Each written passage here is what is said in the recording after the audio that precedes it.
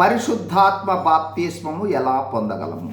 పరిశుద్ధాత్మ బాప్తిస్మము, పరిశుద్ధాత్మను వరముగా పొందుట, పరిశుద్ధాత్మను పొందుకొనుట, పరిశుద్ధాత్మతో నింపబడుట, పరిశుద్ధాత్మతో నిండుకొనుట, ఆత్మ పూర్ణులై ఉండుట, పరిశుద్ధాత్మ దిగివచ్చుట అనే వివిధ పదములు వివిధ సందర్భాల్లో పరిశుద్ధాత్మ బాప్తిస్మమును దానికి అనుబంధంగా చెప్పబడిన పదములు.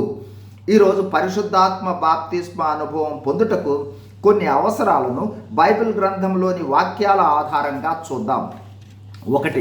నూతన జన్మ అనుభవము లేదా తిరిగి జన్మించిన అనుభవము లేదా రక్షణ అనుభవము తప్పనిసరి.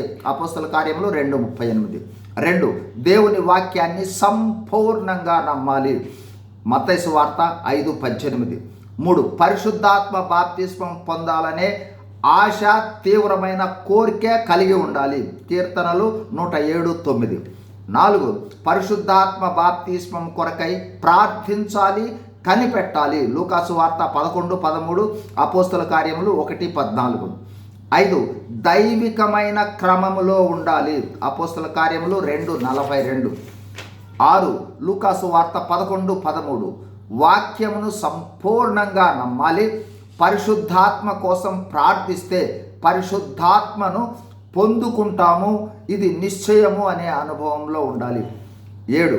వాక్యముపై ఆశ కలిగి చదవాలి. వాక్యము విడుదలయ్యే ప్రదేశాలలో, బోధించే ప్రదేశాలలో ఉండాలి. అపోస్తల కార్యములు 10:44-48. 8. హస్త నిక్షేపణ అంటే సంఘములో చేతులుంచి ప్రార్థించిన అనుభవంలో ఉండాలి. లేనట్లయితే అభిషేకించబడిన దైవజనులు ప్రార్థించవలసిన అవసరము, చేతులుంచి ప్రార్థించవలసిన అవసరము ఉంటుంది.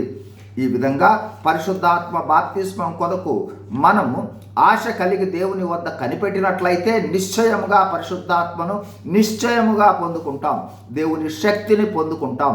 పరిశుద్ధాత్మకు ప్రార్థించిన తరువాత పొందుకున్నామని నమ్ముట ప్రాముఖ్యం. అప్పుడు శక్తి కలిగి పరిశుద్ధాత్మతో నింపబడిన వారి అనుభవాలలోనికి వస్తాము. ఆశ కలిగి ఉంటే తప్పనిసరిగా తన సొంత సమయంలో పైన చెప్పిన వివిధ అనుభవాల్లో ఏ అనుభవం ద్వారానైనా సరే దేవుడు పరిశుద్ధాత్మ బాప్తిస్మమును ఇస్తాడు. God bless you. Thank you.